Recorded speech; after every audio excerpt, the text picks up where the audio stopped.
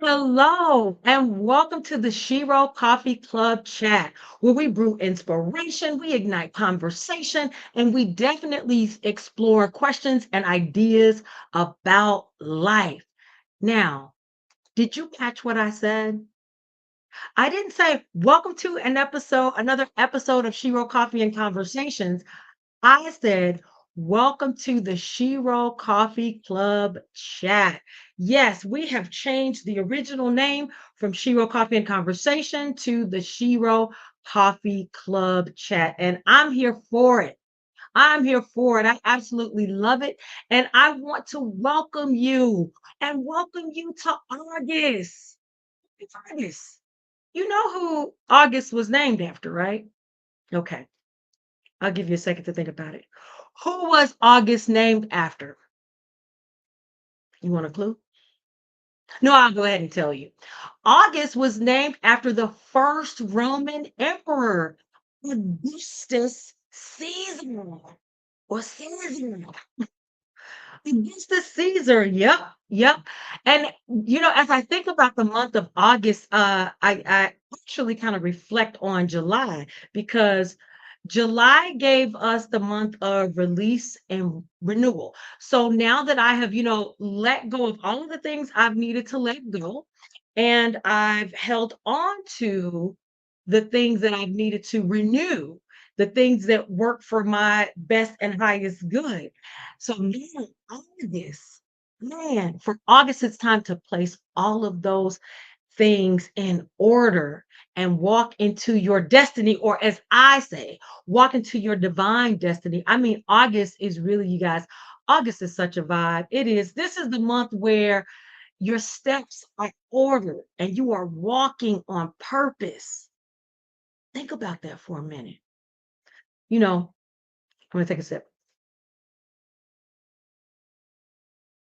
When I think of my steps being ordered and walking on purpose, I'm reminded of the video. Do you guys remember the Michael Jackson video, Billie Jean?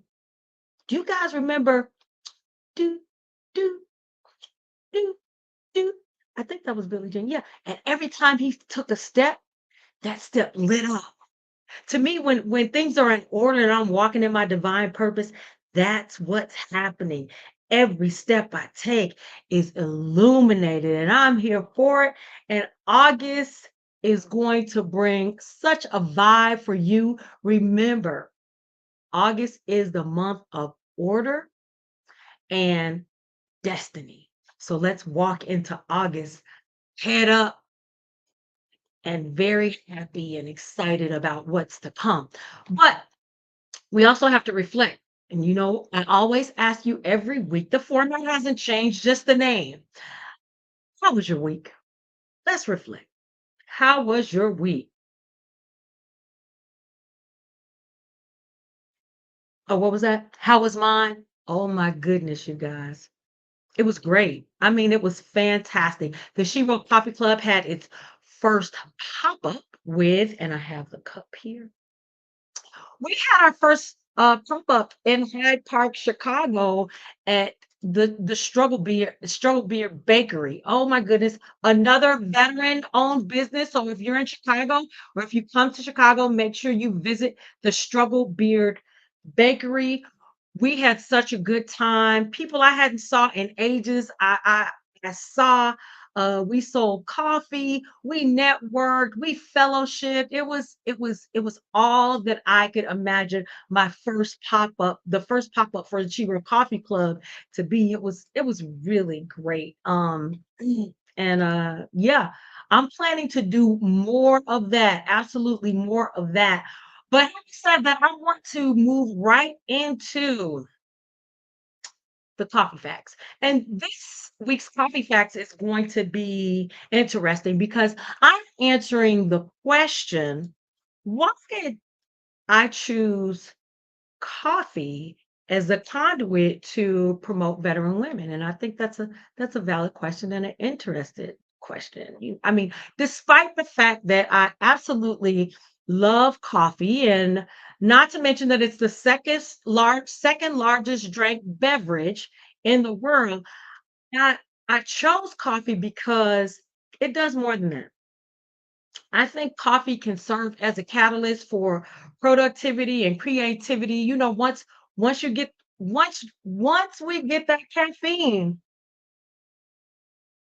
all kinds of things happen. Yep.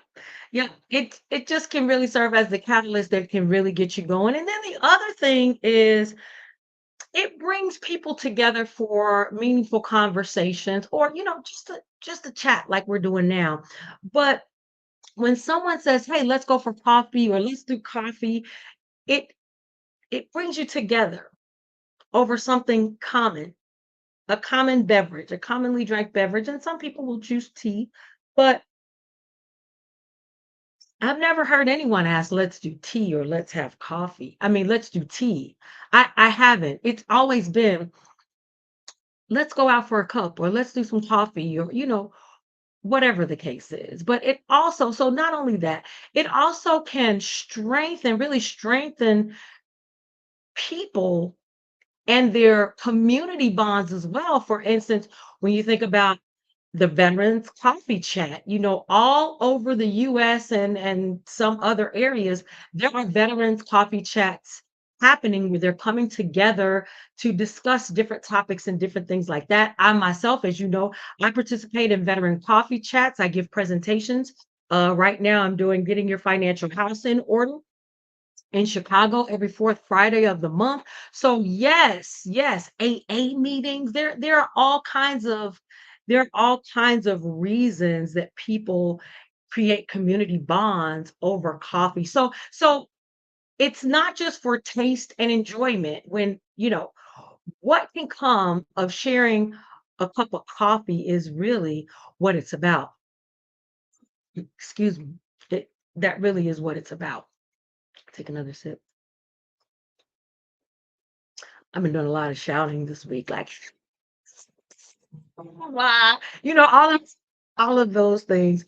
But what we're gonna do is move on. That was the coffee chat. I've got everything in order, and I'm coming up to you really late. But I'm still here, and that's all that matters. And I'll be back on time next week. So you're seeing me a little late, but that's okay.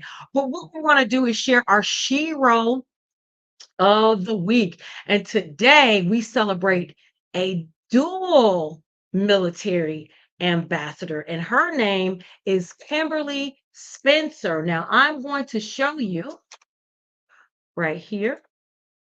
This is Kimberly Spencer. This is Kimberly Spencer on the dark roast bag. And here is Miss Kimberly Spencer on our pods. Yep, on the bag and in the pot. So here, check this out. So here's her Air Force uniform, and here she is in her Army uniform. And I'm just gonna read what Miss Spencer has to say. And she says, "I served in the U.S. Air Force from 1998 to 2000, and the U.S. Army from 2000 to 2005, dedicating myself to protecting the United States.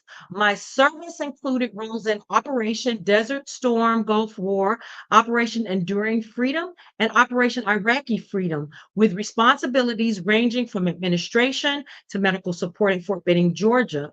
The deep camaraderie among veterans is unique and can only be appreciated by fellow servicemen.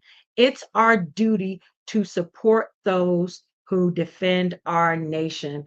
And hey, that is Ambassador, Shero Ambassador, and Army and Air Force veteran Kimberly Spencer. So what we're going to do, we're going to salute her for the Army, and we're going to give her another salute. She gets the double salute. She's the only one that gets the double salute for the Air Force. So Kimberly, thank you for your service. Thank you for being a part of the Shero Coffee Club as a 2024 ambassador. You are appreciated. Yes. Take another sip. Going on next. Today's topic. Let's get into it, shall we? I know you've been waiting on it. America, I'm loving it. Huh? That is today's question. What do you love about America? See, right now we've got a lot of things going on. I mean, we've got politics, but more importantly, what everyone's excited about are the Olympics. Right now, as of right now, it could change. It may have changed since I've recorded this. We've got 60 gold medals. We've got 18 gold, 20, 21 silver, and 21 bronze for a total of 60. Yes, yes, yes, yes, yes, yes, yes. I love it because the Olympics shows that we send over the very best. These are people who definitely respect and honor hard work and know what it takes to win. And it just made me think, what if we all were like that in our own environments? How much greater could we become knowing that every day we step out and do our very best? And it brings me right back to that Michael Jackson video. Every day, every step you take, it just lit up. Do, do, do, do. Okay, after this, I gotta go watch that video because it's just coming to me, right? When we take that spark of life that's really on the inside of us and we use it to just create something dynamic in the world, magnificent. What if we did that? Stop seeing ourselves as just average Joe, average Jane, or whatever. I mean, the question goes back to, what do you love about America? How great could we become if everyone were disciplined and acted and took action like a medalist, whether it's the gold, whether it's the silver, whether it's the bronze? What if I'm doing the best I can do? What if we said that's not enough?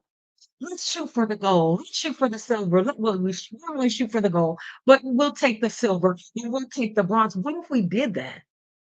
What do you love about America? I mean, don't get me wrong. I know that there are people out there who are citizens of this nation that absolutely hate this country and they radicalize themselves to cause more destruction to reinforce their hate. Now, I know I'm not silly. I know that that is going on.